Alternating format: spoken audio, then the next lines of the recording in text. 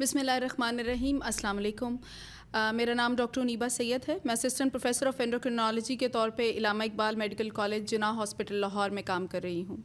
मैं executive member हूँ Pakistan endocrine society की, और पाकिस्तान एंडोक्राइन सोसाइटी ने एक प्रोग्राम लॉन्च किया है, एक पॉडकास्ट लॉन्च किया है एंडोकास्ट के नाम से। उसमें हम उन टॉपिक्स के ऊपर डिस्कशन करते हैं जो कि हमारे माशरे को, हमारे मुल्क के लिए बहुत ज़्यादा इम्पॉर्टेंट हैं और शायद उन पर इतनी ज़्यादा बात नहीं होती। इन पे बात करने के लिए हम एस्टीम्ड स्पीकर को बुलाते हैं, उनको बुलाते हैं जो एक्चुअली इस टॉपिक के मास्टर्स हैं। आज का जो हमारा टॉपिक है वो है फ़ीमेल इनफर्टिलिटी, यानी कि ख़वातीन के बांझपन के बारे में। बहुत टची टॉपिक, बहुत इंपॉर्टेंट टॉपिक, और उसी लिहाज से इस पे बात करने के लिए हमें ज्वाइन किया है प्रोफेसर डॉक्टर अब्बास रज़ा ने। प्रोफेसर डॉक्टर अब्बास रज़ा एंडोक्राइन की दुनिया में ही नीड्स नो इंट्रोडक्शन। अगर मैं अपनी पर्सनल लेवल पे बात करूँ तो professionally he is the person I look up to. माशाल्लाह he is the face of Pakistan all over the world, और इस वक्त इंटरनेशनल सोसाइटी ऑफ एंडोक्राइन को ये हेड कर रहे हैं being a Pakistani. Sir, I am really honoured and grateful कि आपने हमें यहाँ पे ज्वाइन किया है और हमारे लिए टाइम निकाला है अपना। Thank you, Aniba. It's a pleasure. Obviously, educational program in any scale is always something which is very near and dear to our heart. And again, Pakistan का जहाँ तक endocrine का scene का बात आता है, it's relatively a newer scene in Pakistan. Endocrine was actually really came into existence in about 2000, early 2000s. इससे पहले काम हो रहा था, लेकिन I think endocrine since 2000 बहुत काम हुआ है। फिर हमने fellowships वगैरह भी start किया, and as you said, Pakistan ki recognition in a global level actually started off recently as well. So I think I'm looking forward to this conversation. And many like you. Sir, आज का हमारा topic female infertility, as you know it's very very important. Sir, सबसे पहले तो मैं ये पूछना चाहूँगी कि एग्जैक्टली व्हाट इज़ इनफर्टिलिटी? देखो, आपने पहले इंट्रोडक्शन में कहा, जिसको उर्दू में बांझपन भी कहते हैं। अब अगर इसको सिंपलेस्ट ऑफ टर्म में करें, आई थिंक हमारे ऑडियंस सिर्फ डॉक्टर्स ही नहीं है, हमारे ऑडियंस बहुत सारी जनरल पॉपुलेशन है। इसको मैं कहूँगा कि इट्स इनएबिलिटी टू कंसीव। अगर if you are trying to start a family, if you are not being able to do that, that's what you will call infertility. अब ऑब्वियसली इसकी बहुत सारी किस्में भी हो सकती हैं। प्राइमरी भी हो सकती है कि आप पहली दफ़ा ही नहीं कर सक रहे, या फिर आपकी पहले फैमिली थी, अब दोबारा नहीं कर सक रहे, वो सेकेंडरी में आ जाती है। तो I think it's important to realize कि inability to conceive, I think इसमें बहुत इंपॉर्टेंट पार्ट जो आपने सवाल का भी हिस्सा है, and I think we can discuss it in our coming discussions as well, कि it's not about you are not being able to conceive. उसमें सिर्फ ये भी होता है कि टाइमिंग की भी इंपॉर्टेंस होती है कि क्या आपकी आप कंसीव करने के लिए कितनी देर से ट्राई कर रहे हैं, and we can talk about it. So it's inability to conceive at the time when you have decided to go ahead to start the family. तो एग्जैक्टली यही जो अभी आपने बात की, इसी पे पहले बात कर लेते हैं कि क्या है टाइम लिमिट, कब इवैल्यूएशन के बारे में सोचना चाहिए कि this time has passed, this much time has passed, और अब इसको सीरियसली लेके किसी नॉलेज, किसी डॉक्टर, किसी स्पेशलिस्ट के पास जाना चाहिए।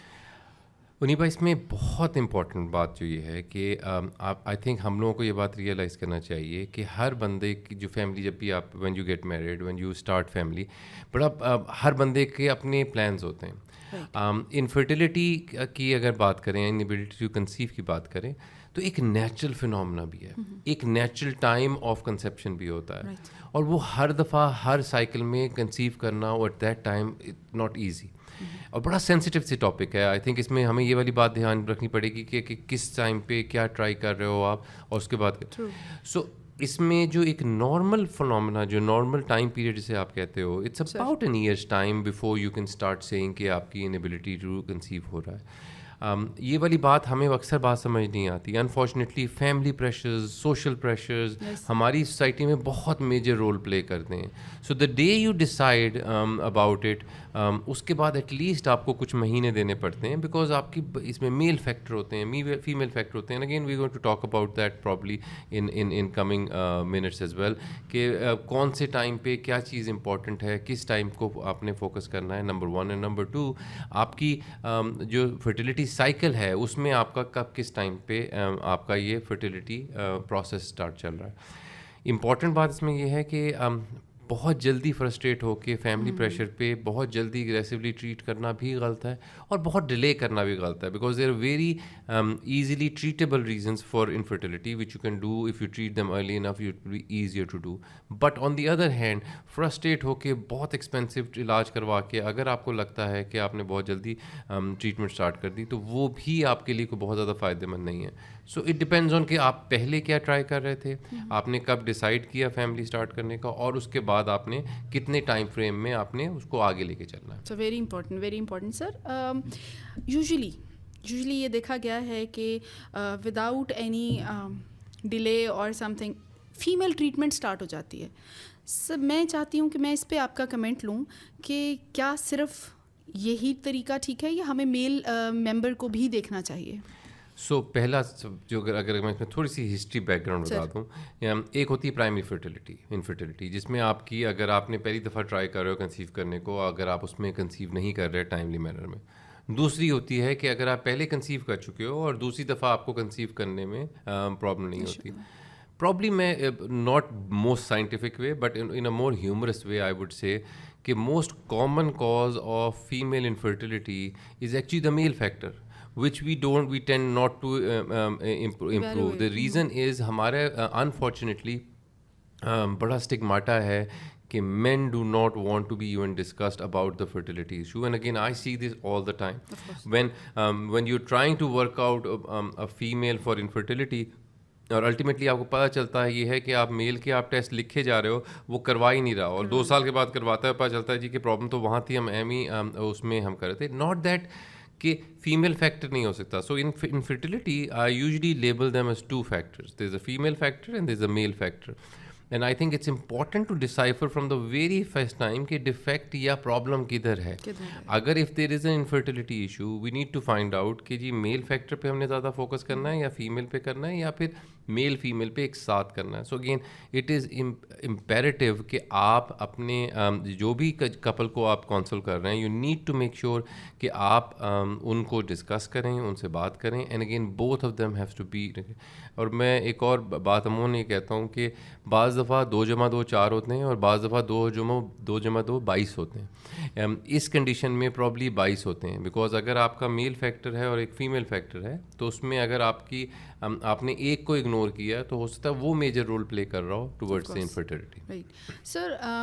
अगर हम अपने टॉपिक के ऊपर आते हैं, सो तो फीमेल फैक्टर्स ऐसे क्या हो सकते हैं? What can be the causes जो कि फीमेल इनफर्टिलिटी कॉज कर सकती है? सो अगेन अगर आप इसको डिवाइड करो, जिस तरह मैंने पहले कहा था कि फर्टिलिटी के 2 फैक्टर्स होते हैं, mail factor and female factor. इसी तरह अगर मैं फोकस करूँ फीमेल फैक्टर के ऊपर, so there is hormonal factors जो कि पूरी एक कैटेगरी फ़र्क है, एंड देयर आर मैकेनिकल और स्ट्रक्चरल फैक्टर्स. और obviously the third one would be compatibility factors. Hormonal factors तो they're very easily treatable. Most of the hormonal factors which cause infertility can be easily treatable. So उनमें again we can talk about it as well, जिसमें polycystic आती है, जिसमें prolactin levels आते हैं, there's hypogonadism आती है जो कि थोड़ी सी difficult होती है treat at certain times. Mechanical और या फिर structural differences में आ जाती हैं, tubal strictures आ जाते हैं, कोई ऐसा structural abnormality which is limiting someone to get pregnant. और जो third है compatibility की, and that's a whole different game between the compatibility and the male factor and the female factor to get pregnant. So these are very distinguishable factors which come into play when we're thinking and treating people with infertility. Sir start में ही आपने जब infertility को आप बता रहे थे तो आपने एक इम्पॉर्टेंट बात की थी, और वो ये थी कि ना तो बहुत जल्दी करनी है और ना ही अनड्यू आपने लेट करना है. तो इसके ऊपर मैं कमेंट चाहूँगी कि हाउ इम्पॉर्टेंट इज़ दिस कि हम early within time specialist referral हो और इवैल्यूएशन जल्दी हो जाए within the time limit. So how important is this? So अनिबा इसमें 2-3 अगेन आप ही के सवाल को 3 हिस्सों में डिवाइड किया जा सकता है. Number 1, how early is early and how late is late. If you start pushing for investigation and making things worse for the patient because of the social, psychological, as well as the family pressures, stress in itself is a limiting factor to get pregnant or get the fertility going. So that's one part of it. So again, pushing it a little earlier कि जी foreign investigate कराओ is not probably the right choice.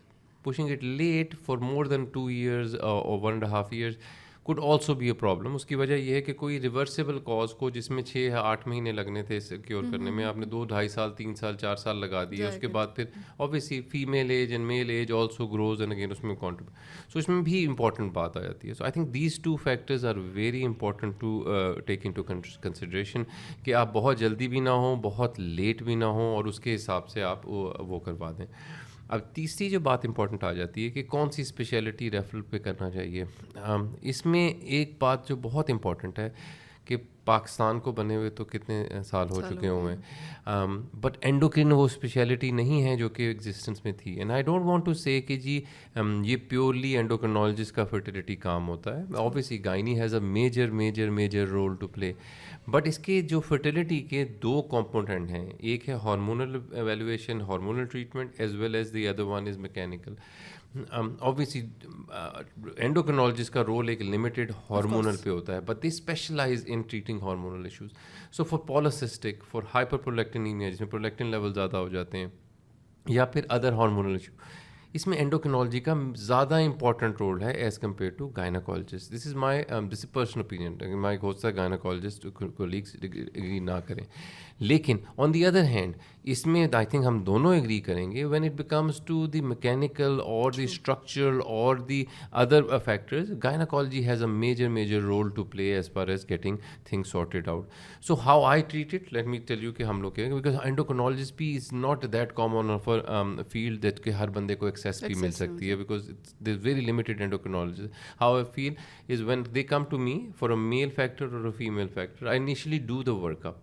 I initially make the diagnosis कि problem किधर आ रही है, and then I decide कि is this something that I would need to treat or a gynaecologist would need to treat. मी female factors में polycystic is something that I would want to treat, hyperprolactinemia is something that I would want to treat, but obviously if there is a tubal structures, I would refer it to the gynecologist. Other way around as well, male factor में भी if there is certain hormonal issues which I could treat, prolactin level ज़्यादा हो, hypogonadism हो, I would like to treat. But again, for example, varicocele हैं, other testicular issues हैं, उसमें I would refer it to the urologist to take care of that structural abnormalities in male as well. So again, we I think as endocrinologists, we are the gatekeepers of infertility, in which we can find out the reason where the problem is and then refer it to the right person. Sir इससे आपकी बातों से मुझे ये पता चला कि basically multi disciplinary approach होगी, एंडोक्राइन भी होगी, गायनेकोलॉजिस्ट भी, मेल हो तो यूरोलॉजिस्ट भी. पूछना सर, अब क्वेश्चन मेरा यहाँ पे ये आ रहा है कि अगर एक पेशेंट है इनफर्टिलिटी को डील कर रही है, तो हम उसका जो डायग्नोसिस है, क्या वो डायग्नोसिस के जो इनिशियल टेस्टिंग है या वो सारा है एंडोक्राइनोलॉजी के अगर हम एस्पेक्ट से देखें तो वो क्या हो सकते हैं? सो उनीबा, if I understand your question right, कि अगर कोई भी आपके पास इनिशियली आपके पास आ रहा है जिसको इनफर्टिलिटी का इशू है और वो आप कहते हैं कि क्या, लेकिन इसमें जो मेजर एंडोक्रिन डिसऑर्डर्स आपके सामने आते हैं वो आते हैं thyroid disease. I don't know how many people I find out who are hypothyroid and they're trying to conceive. उसमें 2 नुकसान प्रॉब्लम होते हैं. एक तो नंबर 1 है कि कंसेप्शन मुश्किल हो जाती है. दूसरी प्रॉब्लम जो पड़ती है उसमें अगर कंसीव हो भी जाए तो फिर बेबी के लिए सेफ़ नहीं होता. इसी तरह प्रोलेक्टिन लेवल्स हैं, प्रोलेक्टिन लेवल ज़्यादा हैं, मेंस्ट्रुअल इरेगुलरिटीज़ हैं, तो again that becomes a issue as well. The other problems could be polycystic ovarian syndrome, जो कि बहुत कॉमन है हमारा. अनफॉर्चुनेटली बड़ा एक कॉन्सेप्ट है. अगेन मैं ऑडियंस को भी ये बताना चाहूँगा कि जो हमारा एक पॉलिसिस्टिक के बारे में ख्याल है कि ये सिर्फ अमूमन उन लड़कियों को होता है जिनका वेट ज़्यादा हो, जिनके प्रॉब्लम ज़्यादा हो, जिनकी आपको फैमिली हिस्ट्री में डायबिटीज़ हो. This is not true. There is a variant of polycystic which is called lean polycystic, in which आपकी जो लड़कियां जो कि बहुत मोटी नहीं होती हैं, जिनके बहुत हैवी वेट नहीं होता या बहुत ज़्यादा वेट नहीं होता, ऐसी लड़कियों को भी पॉलिसिस्टिक हो सकता है. So again, polycystic doesn't have to be an obese female. It can be also a lean female. And again, हमारी population में क्योंकि हमारी genetically we are different, बहुत कॉमन चीज़ है कि लड़कियां पतली भी हों और उनको पॉलिसिस्टिक भी हो और वो फर्टिलिटी का इशू भी कर रहे हों आपको. Right sir. So thank you so very much. ये हमारा सेशन बहुत ही इम्पॉर्टेंट बातें आज हमने सीखी। हमने देखा कि इनफर्टिलिटी कहते किसको हैं, कब हमने ट्रीट करना है, कब बहुत जल्दी ट्रीट करना कहते हैं और कब बहुत लेट ट्रीट करना कहते हैं, और स्पेशली पॉलीसिस्टिक के ऊपर सर ने बात की। आज इस सेशन को हम यहाँ पे एंड करेंगे इंशाल्लाह। इसी सेशन को, इसी टॉपिक को लेके प्रोफेसर डॉक्टर अब्बास रज़ा के साथ नेक्स्ट सेशन में हम आपसे मिलते हैं। अस्सलाम वालेकुम।